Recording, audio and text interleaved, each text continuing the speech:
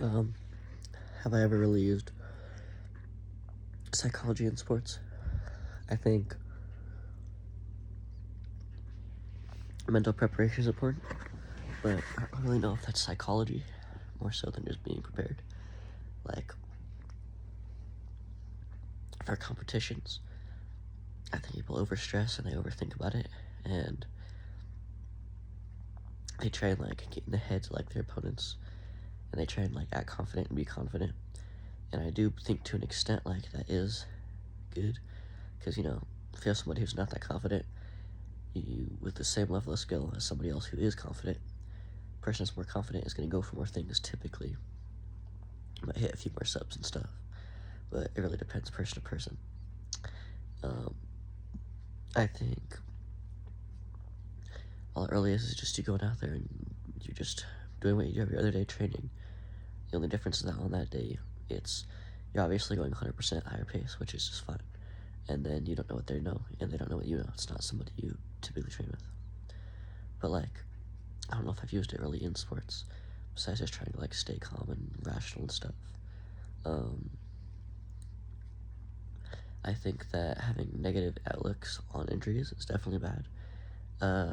Getting an injury, whether it be small or big, and being like, is this career ending? What am I gonna do?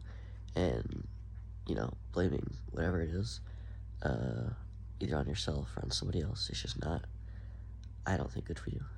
I know that some people can not enjoy, but can find a little bit of reprieve because then they don't have to go to their sport, 5 days, 7 days a week, 6 days a week, and train. And they can have that little bit of time to get extra rest off, deload for a little bit. I think you need to think positively about injuries. Think of it as, okay, my right side of my hand is injured, my fingers are injured. Let me work on my footwork, let me look on my timing, right? But for major injuries, you have to think positive. You have to think that you will get your full range of motion back. And you have to think that the injury will heal fully. I think if you have somebody that does like half-hearted methods and they don't like push 100% and they're not that confident, and you ask them how it's gonna be, and they're like, I don't really know. Compared to if you have somebody that really, really does believe in what they're doing and follows their procedure and waits the time period to do everything they're supposed to do, and you ask them if it's gonna heal, they're like, yeah, it's gonna heal for sure. It'll be fully done.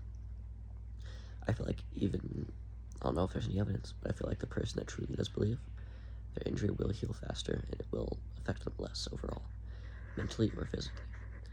I think seeing injuries is something, obviously, to avoid, but not as like this huge landmine that's career ending.